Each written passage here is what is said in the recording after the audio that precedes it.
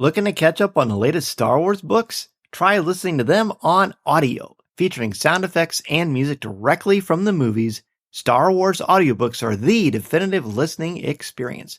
With stories from your favorite Star Wars movies, television shows, and comics, you'll have plenty to keep you entertained. Start listening now wherever audiobooks are sold. This is Andy Gutierrez from StarWars.com, and you are listening to Coffee with Kenobi with Dan Z. This is the podcast you're looking for.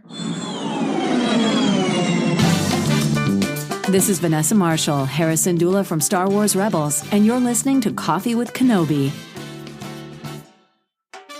Joining us today for a cup of coffee is Dan Madsen, who is no stranger to Star Wars fans. He is a wonderful gentleman, an intelligent man, and the perfect person to talk about the power of story in fiction. Dan, welcome to Coffee with Kenobi. Hey, thanks, Dan. I'm really happy to be here. It's cool. I've listened to your show before, so I'm excited to be here now. I'm happy too. Of course, we've chatted on email for years, and then we finally got to meet at Celebration Chicago last year. And then through conversing and visiting, we found out they were both huge Twainiacs, huge fans of Mark Twain, which is just wonderful. Yeah, I don't find that many people, to be honest, just especially within the Star Wars community, that are as passionate about Star Wars as they are Mark Twain. And man, when we're kind of like brothers from another mother. When I found that out, I'm kind of like, wow, okay, that's pretty doggone cool.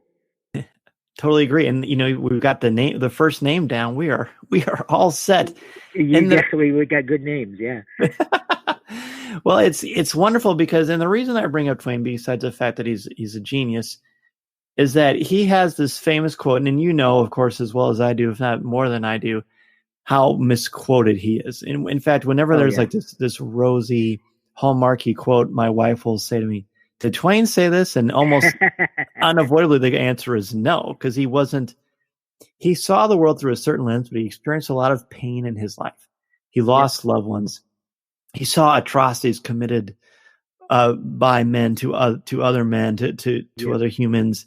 And he understood. But one of his great quotes about fiction is that fiction is obliged to stick to possibilities. Truth isn't. Yep. Yeah. Talk to me about that quote. Yeah. What do you think that means? Well, I think the fact of the matter is that truth can take you anywhere in real life. I mean, the bottom line is that fiction, there's certain things that are set down that you have to follow in writing a story. But when it comes to the truth, you are, anything can happen. And sometimes it's surprising what might happen. And I think that's ultimately what is behind that quote. What do you think? I think I love what you said. I agree with you. And I think I've used this quote in my classrooms before. And because sometimes people will say, why, Mr. Zaire, why do you care about fiction? Why do you care about these movies? Why do you care about Star Wars? Because it's not real. And I said, no, of course it isn't real. But what are they really talking about in these movies? When Luke Skywalker decides to switch off his targeting computer and trust in the Force, what he's really believing in is things that he can't see. It can be religion. It can be believe in yourself. It can be developing self-confidence. It's saying a lot of things without spelling it out for you. And I think fiction sticks to possibilities, but is able to use it through a certain critical lens that makes people who are more closed-minded more likely to listen to the message, whether they mean to or not. See, that's why you're the teacher, because your answer is so much better than you would get your message across in the classroom so much better. You're very true. Everything you said is absolutely right. I agree with you on that. Yeah. I mean, it's and that's the brilliance of. And I know we're talking about Star Wars in some sense, but I think that that's the brilliance of Twain, is that he was. He had a way of looking at things and a way of writing that would make you stop and look at a different way of the world, and maybe and I think there's so many different books of his that suggest that, and you and I were just talking about Huckleberry Finn, and I think Huckleberry Finn is a book that can, make you stop and think about what he's really trying to say, and if it's different from the way you had thought about things, especially at the time he wrote that book. It was revolutionary in a lot of ways. So, yes, that's where I think people forget that, and I hope they never forget who Twain was, because I said once before, I said he's the Lincoln of our literature, and I truly believe that he is. He's a genius, and everybody should read his books. And what's the quote he said?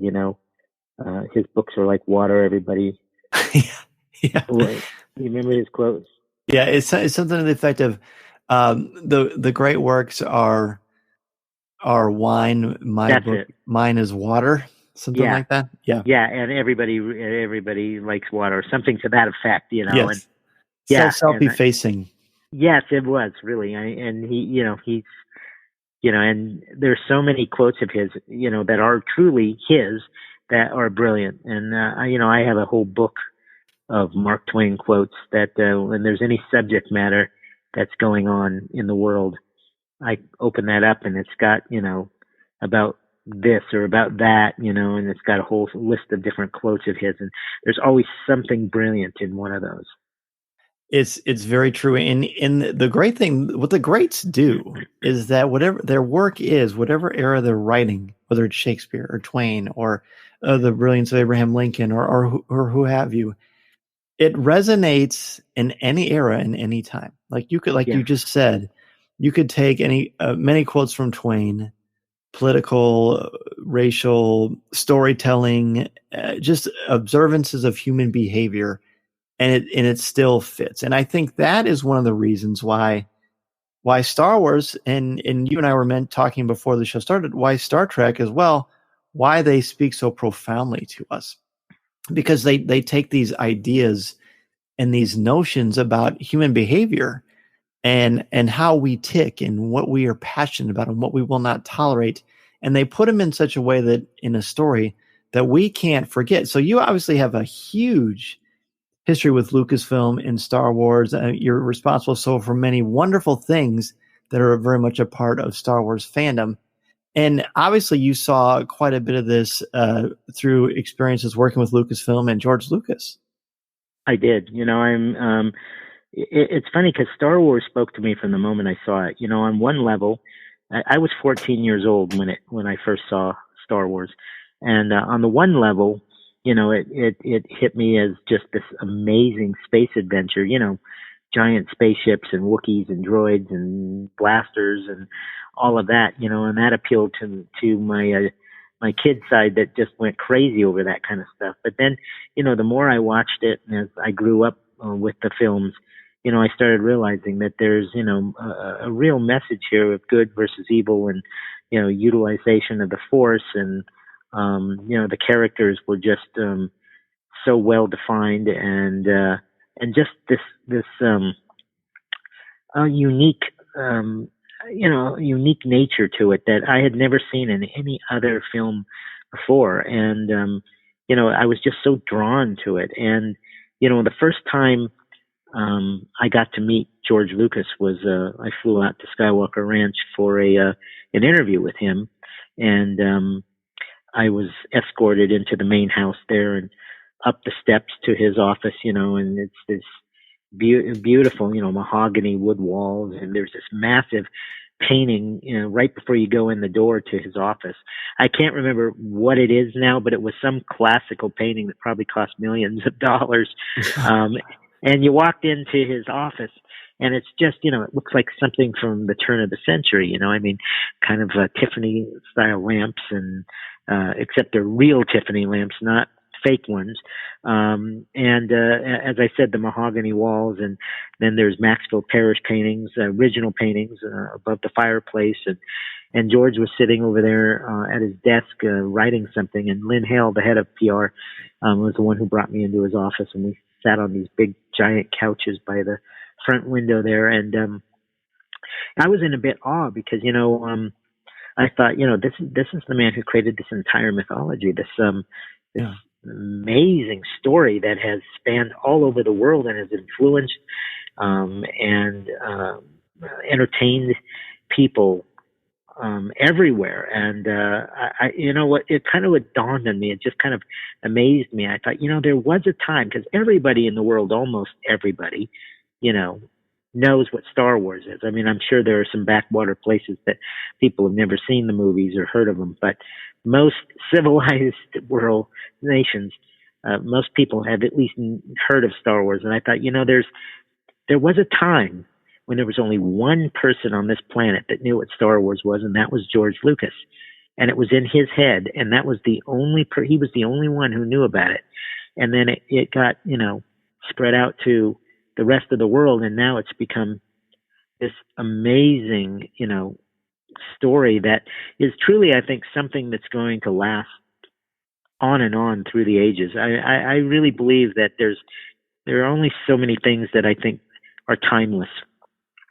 And there are stories, that are timeless. But Star Wars is one of those things that I truly believe 100 years from now, people will still be watching it, talking about it, reading about it, because it's not something that's dated. It has a meaning forever, and that's one of the things that I'm most fascinated by is things that can live beyond their own time. And that's one of the reasons why, I'm so interested in Mark Twain and Abraham Lincoln and these two greats of our civilization. But there's more, obviously many more that are from all over the world. But those two, for some reason, kind of grabbed my attention. But yeah, Star Wars is just, I can't even imagine how. I often wonder, 100 years from now, what will people be saying about Star Wars? Mm-hmm. How will they remember it? And they'll say, wow, how it must have been amazing to live when those movies were first coming out, to actually get to see them for the first time in a theater, and to meet the people who were in them. And, you got to meet Harrison Ford, I mean, yes, 100 years from now, nobody will be able to meet Harrison Ford, but they're like, I wonder what it was like to meet Harrison Ford, and he's a timeless dude. I think he's somebody that's going to be remembered for a long time. Mm-hmm. He's a classic actor, He is in the kind of the classic Hollywood on and off screen, I think. Yes, I agree. I mean, he's somebody that I respect for his life off the screen, as well as the roles he's played on screen. Yeah, you brought up so many good points. The thing that I think draws us back to these stories and storytelling in general, as we mentioned, is the power of the narrative to transport us and to kind of dive into these themes that are timeless. These ideas, they're timeless. And George Lucas was a guy that had a dream, had a passion, and he refused to give up on it. I mean, that's a wonderful metaphor in and of itself. But what other sort of specific themes or ideas that are replete throughout Star Wars? And heck, you've even been in a Star Wars film. What do you think it is about these? What specific themes kind of jump out to you?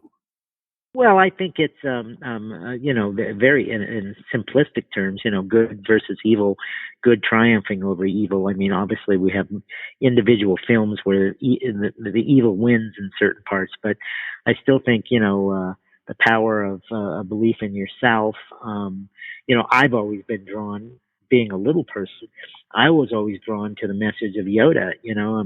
Here George took this this little tiny green man and made him one of the most powerful Jedi anywhere. And he's 3 feet tall. I mean, and the line that he uses in the film with Luke, look at me, judge me by my size, do you? I mean, but man, did that speak to me when I was 16 years old, and I was going through a difficult time, of being a 16-year-old that was extremely different, and you get made fun of, and you don't feel a part of the popular crowd and such. And boy, when I saw that film and I saw Yoda, that spoke directly to me. And ever since then, I've felt this power from the words and the lines that Yoda has had throughout all the films, in fact, but specifically The Empire Strikes Back. But yeah, I mean, I think it's Star Wars is got this kind of message of well, I guess I keep coming back to that good will triumph over evil. Mm-hmm. And I know it sounds kind of simplistic to say that, but I like things that paint things in black and white like that. And I think it makes a lot of sense, and it has a powerful message throughout time.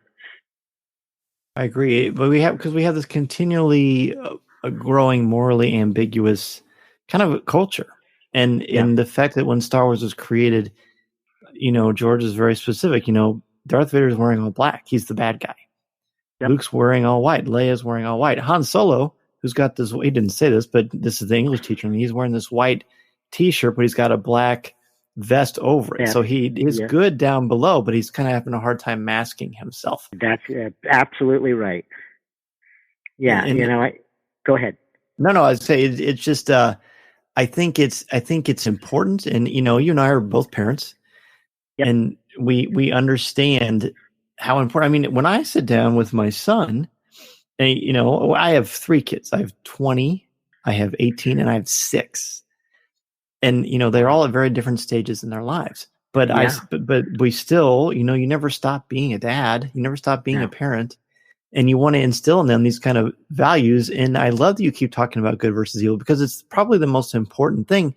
I think we need to see. I mean, I need to see, and I probably could speak for you and say the same thing. We need to see that there is good in the world and that can triumph over evil, because sometimes it can feel really oppressive. I mean, undoubtedly, the struggle of the Rebel Alliance against the Empire, or later, the resistance against the First Order, is somewhat steeped in truth, because we can understand how you can feel about when things are bad. You sometimes feel like you're just throwing rocks into the ocean, but eventually you make waves on your own. Yeah, absolutely. The ripple effect of, it will affect others down the line. And I think that's why, and one of the things too that I've loved, and I go back to the original films because they're still my favorites of all of them. They're the ones who influenced me. I grew up with them. They're the ones I still feel, and I love them all. I believe it or not, I mean, I love the prequels. I love the sequels. I love them all. There is not a Star Wars film that I dislike. Really, seriously, and I know everybody has. There's obviously a group of our fandom that has strong feelings towards the Rise of Skywalker or The Last Jedi or whatever. Well, I love them both, so I have no issues in that respect. But the original films are the ones I grew up with, the ones that have influenced me the most, and those films still to this day speak to me about the power of good to triumph over evil, even Luke is tempted. It's awfully tempting to turn to the dark side, and his own father is trying to turn him to evil, and Luke resists that. And there's a powerful message there. You're tempted by things every day.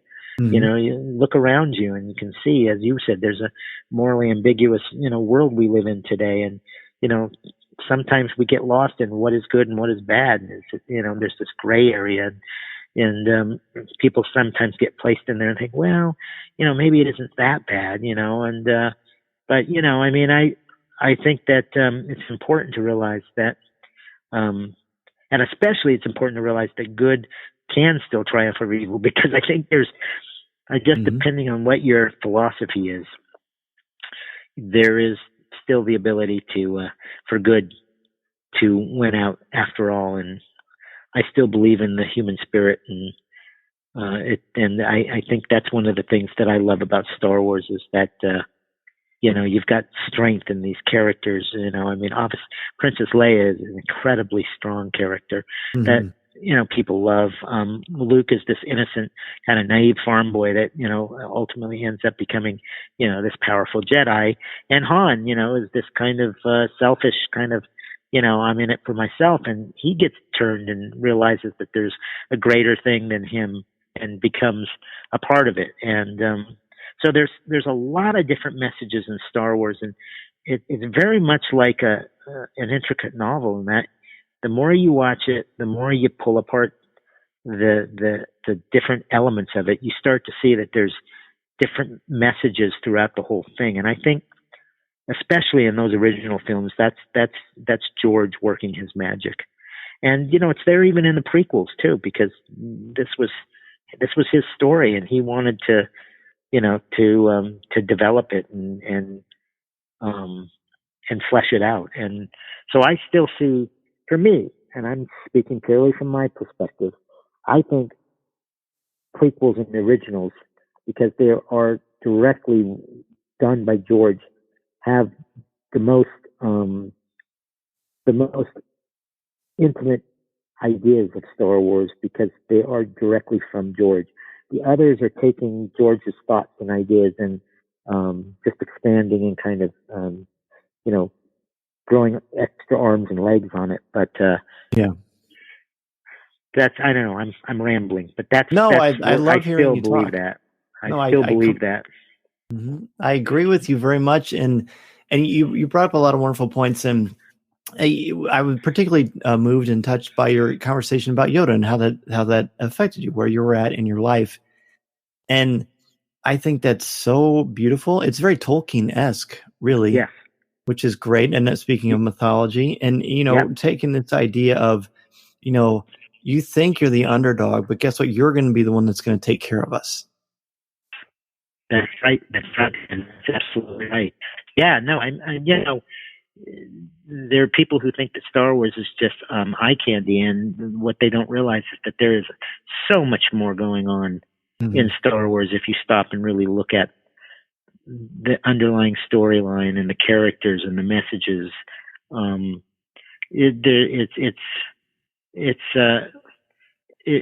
that's why Lucas, I think, was so inspired by Joseph Campbell. Yeah. In fact, several of the interviews I did with him, I brought up the subject of the power of myth and such. And George read a lot of those books, and he became good friends with Joseph Campbell, and he understood the power of the story and the power of myth, and the hero with 1,000 faces. And he was, I think George is a brilliant man, and someday I think people will give him the credit that he deserves. Not that he isn't, respected and admired today, but I think 100 years from now he might even be thought of in even greater terms than that. This is Vanessa Marshall, and you're listening to Coffee with Kenobi.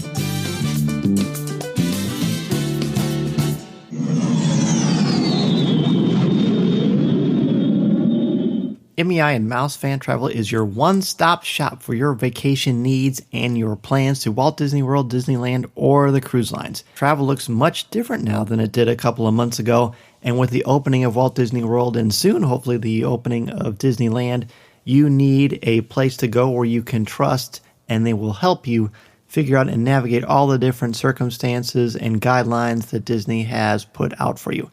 And I can say that we had our vacation modified, and as soon as dates were announced, MEI contacted me directly to help me reschedule, which is exactly what I was hoping to do. So if you are interested in rescheduling your vacation or want to try to plan a Walt Disney World, Disneyland vacation, or anywhere else you want to go on the planet, be sure to contact MEI and Mouse Fan Travel at www.coffeewithkenobi.com/mousefan-travel. Their signature service and expert advice will help you maximize your vacation time and dollar, and they will help you figure out all the different changes and modifications going on at the Disney theme parks. They are amazing, and I can tell you, honestly, from the bottom of my heart, the peace of mind that Becky Mencken and the crew at MEI and Mouse Fan Travel have given me is invaluable. If you're interested at all, again, go to www.coffeewithkenobi.com/mousefan-travel.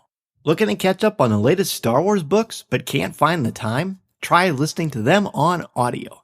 Featuring sound effects, top-notch narrators, and music directly from the movies, Star Wars audiobooks are the definitive listening experience. From Rey, Finn, and Kylo Ren to Luke Skywalker and Darth Vader, You'll recognize all of your favorite characters from the Star Wars galaxy. Listen to the newest stories in the Star Wars universe, like Star Wars Queen's Peril by E.K. Johnston, read by the Clone Wars star Catherine Tabor. And if you like the audio original Dooku Jedi Lost, keep an eye out for Dr. Aphra, a brand new audio drama read by a full cast, including Mark Thompson, Catherine Tabor, Jonathan Davis, and more. Dr. Aphra is on sale July 21st. Pre-order now. With Star Wars audiobooks, you'll have plenty of Star Wars listening to keep you entertained. Available wherever audiobooks are sold. He's like the Walt Disney of our time. I truly believe that. And I only met him once. I met him at the premiere of Solo, and it was probably 30 seconds, but I got to thank him for creating this mythology, and I was just overwhelmed just by being around this man. So you have been around him plenty. You've talking to him plenty. We're talking about all these great geniuses. You're talking. I'm talking to someone right now who has spent legitimate time with one of the great geniuses, George Lucas. What was it like to speak with him? And of course, you mentioned that you were talking to the man the first time you met him, the guy who created Star Wars. But when you talk with someone, you can kind of tell how their brain works and what they value as people. What stands out to you about George Lucas? It's interesting you say that, because when you first meet George, he's really rather unassuming. I mean, you kind of, he's kind of quiet. He's not real outgoing. It's one of the things I found about him is he's extremely humble. He doesn't brag about anything he's done. He really cares about what he's doing. It's so important to him. It's not about the money. It's about, the story and getting it right. And I think the thing that impressed me the most about George was how comfortable he made me feel. He was extremely warm and welcoming. And he let me he answered every question I asked, even when there were a couple that were a bit where Lynn had to go, I don't know if you want to answer that, George. He's like, no, don't worry about that. I'll answer it, because this was before the prequels came out. So sure. I was trying to get out of him, what's going on? Are you going to be making these movies? There were so many times I'd interview George, and every time I'd interview him, there was always one or two questions like, are you ever going to get back to doing Star Wars again? And his answer usually always was, yeah, I still plan on getting back to it someday. And I'm thinking, okay, well, when is that? Is that next year? Can you give me a specific time frame? No, I don't know when, but I'll get back to it someday, And then, as the prequel started coming, we got a little more closer, and he started giving me a little more information.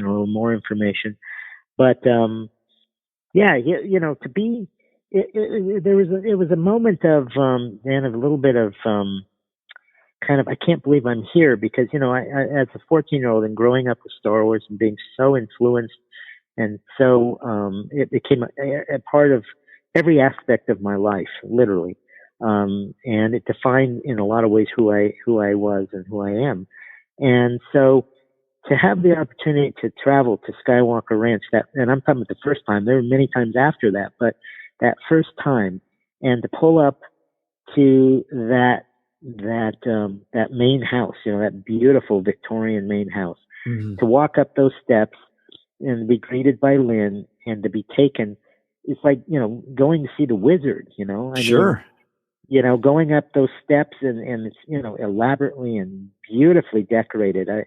Everything about Skywalker Ranch is just exquisite, and that main house, George had his hand in every part of it, the decor, the design, the architecture. And I've often kind of been amazed, and I thought, how does this one person have so much talent and he's able to do all these amazing things? And when I went up there and I'm sitting in his office, and it's incredible. And as I meant to say, before I walked up the steps, there's this like glass case. And in it are all these little miniature props and from the movie. And what I most vividly remember was Indy's dad's little journal diary for the Grail. Wow. And that was in this little glass case but there would be little miniature Star Wars miniatures and stuff that were used in the filming of the films.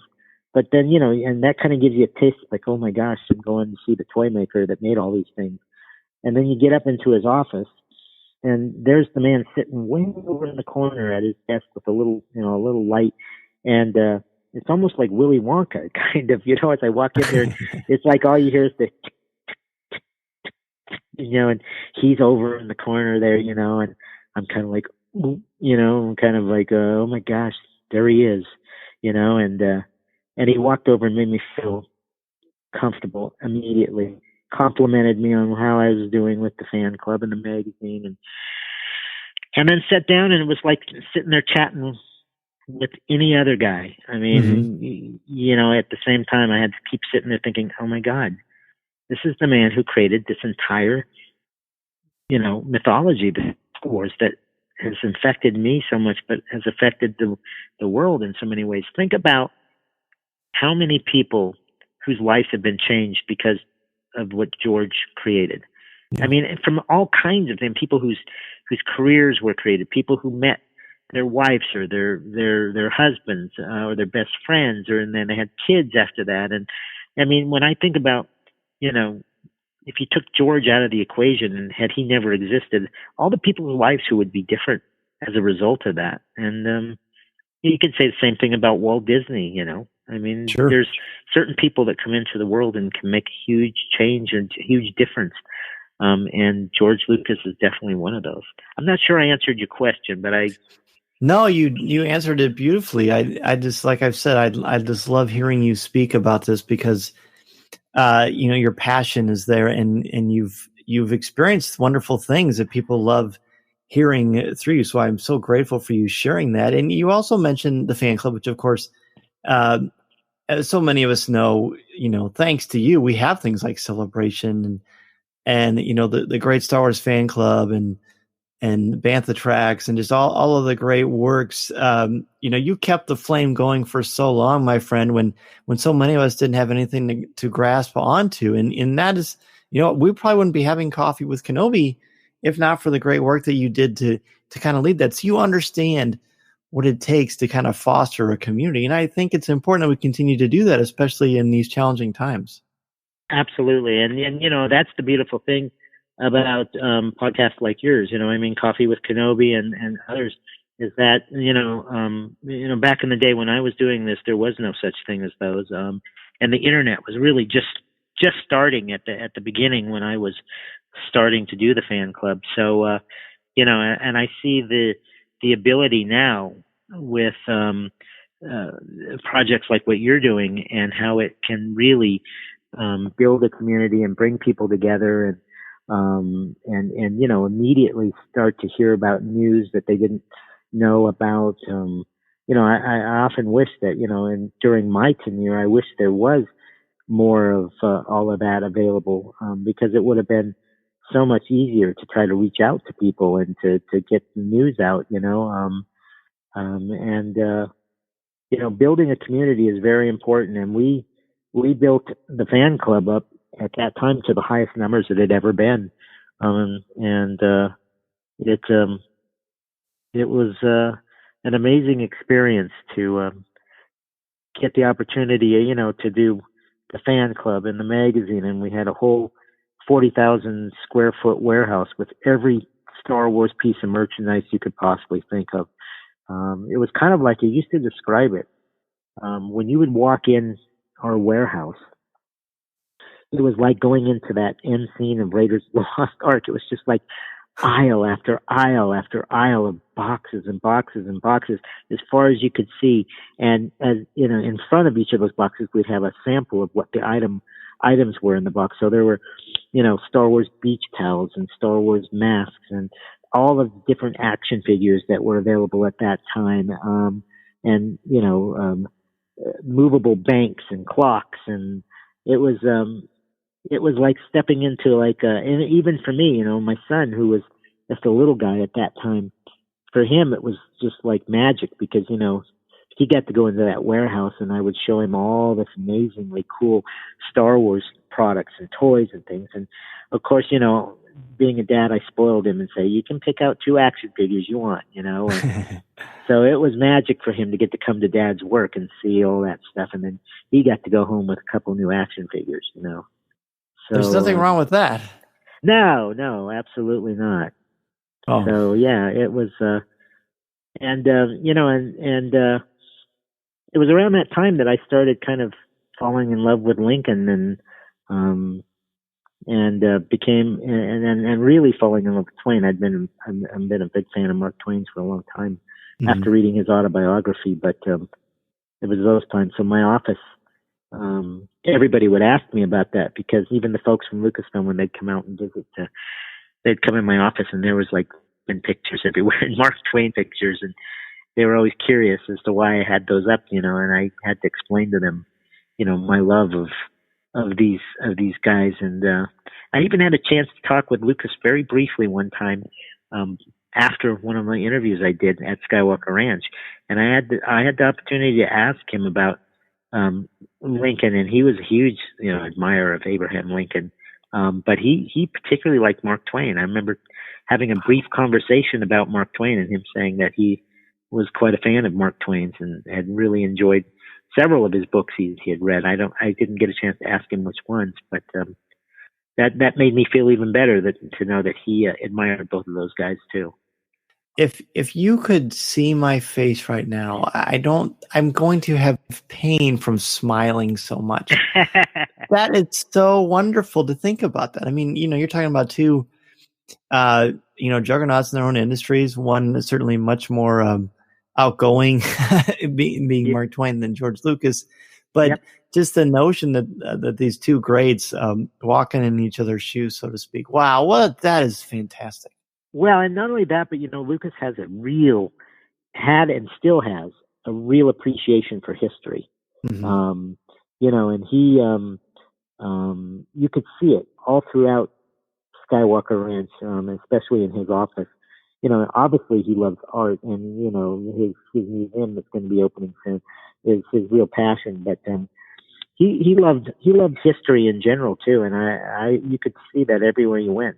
When you went to that gorgeous library there at Skywalker Ranch, it's just I don't think I've ever seen a more beautiful library. It's just incredible with the stained glass ceiling and such. It's mind-boggling. But I think that's one of the things I've always appreciated about Lucas was his appreciation for history, and that shows in the Indiana Jones films, and it really showed in the Young Indiana Jones Chronicles, because he was really, pulling out characters from history that young Indy could meet, and each episode had him meeting somebody famous, Gandhi or Teddy Roosevelt, or who are some of the others? I can't think of them right off the top of my head, but every episode had Houdini too. I guess it's not. Yeah, he met Houdini in an episode. Yep. And he loved history, and he did Red Tails.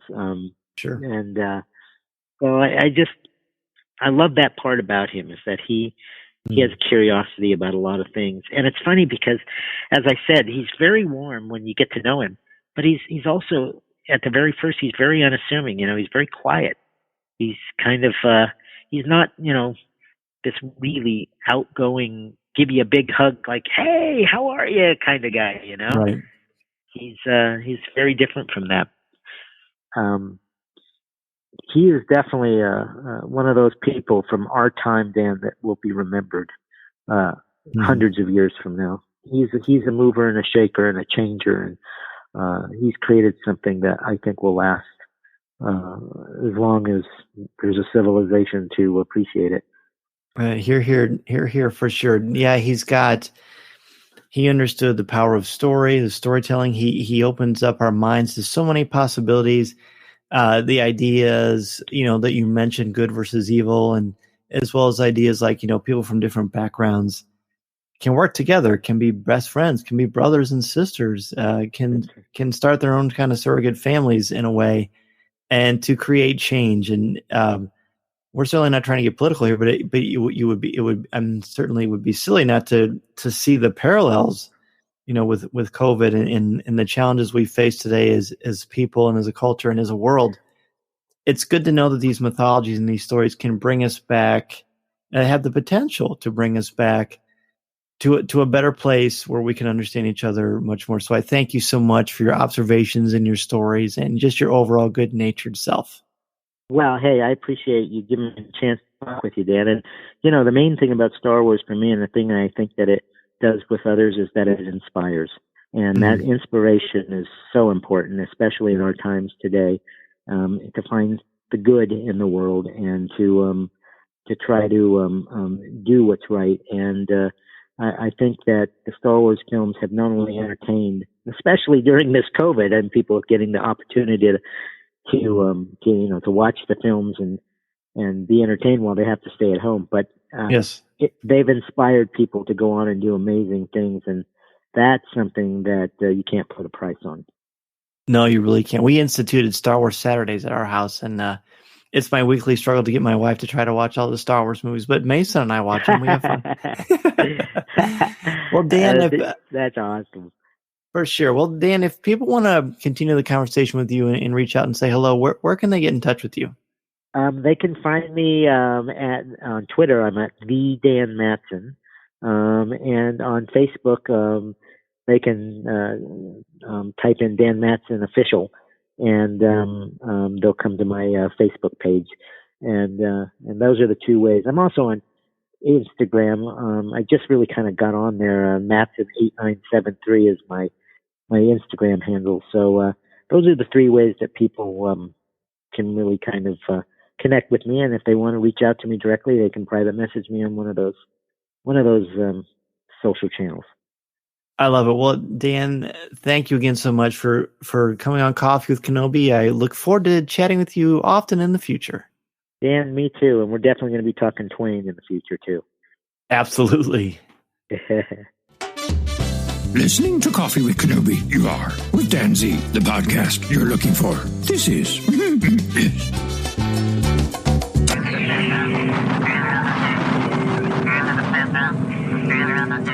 Looking to catch up on the latest Star Wars books? Try listening to them on audio, featuring sound effects and music directly from the movies.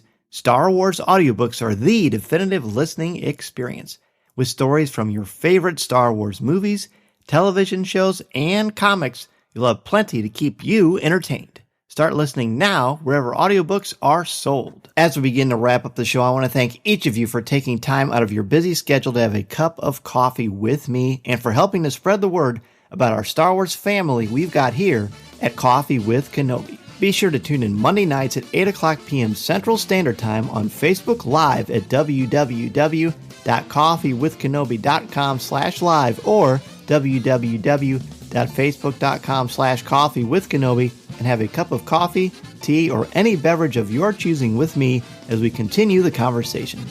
To join us in the CWK Cafe, which is our Facebook group, and share your Star Wars thoughts, comments, reviews, and opinions in a family-free, spoiler-free place that is also drama-free, go to www.coffeewithkenobi.com/community and be a part of the conversation, talk about this week's show, or just talk some Star Wars.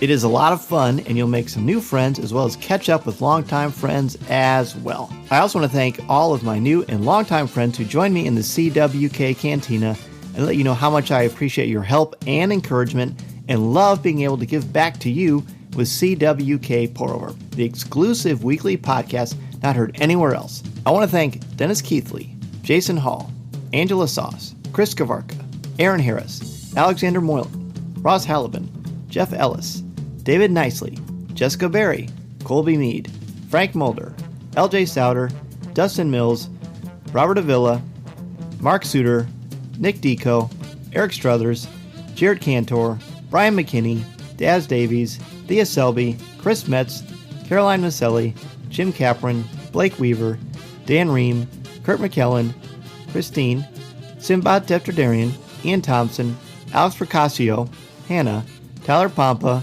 Connie Shee, Susan Gray, Chelsea Sansbury, Josh Boylan, Yancey Evans, Sagacious Crumb, and Greg McLaughlin. If you want an additional way to help out the show, go to www.coffeewithkenobi.com/support and join us in the Coffee with Kenobi Cantina.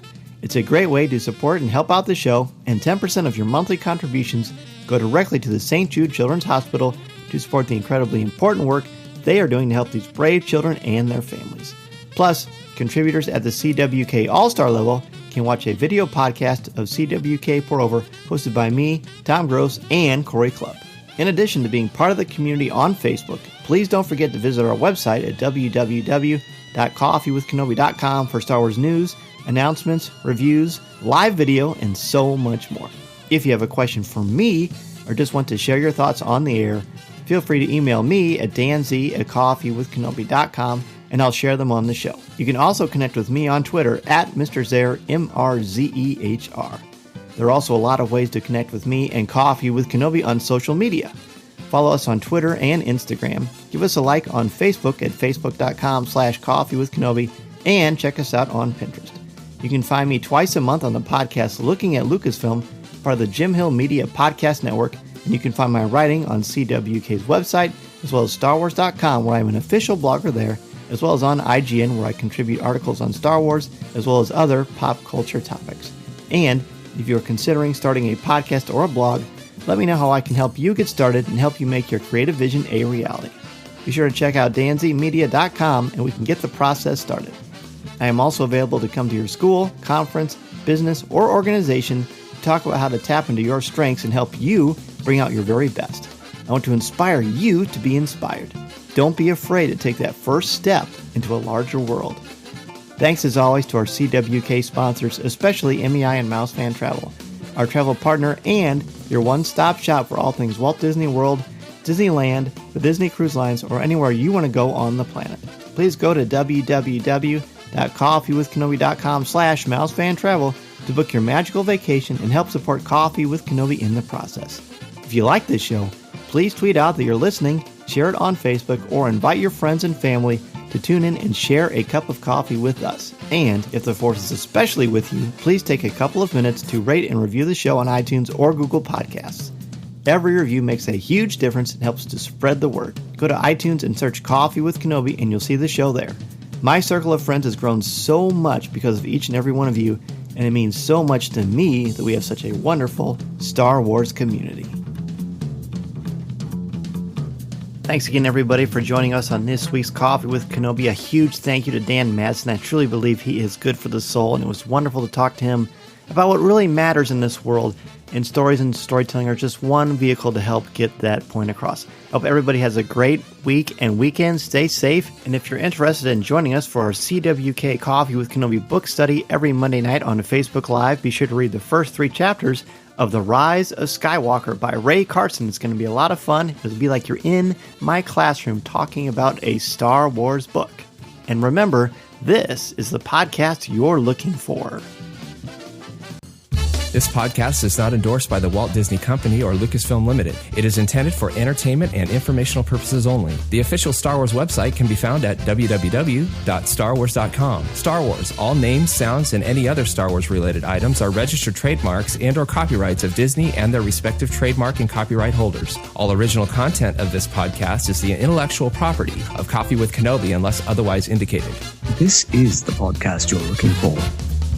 There's no one here.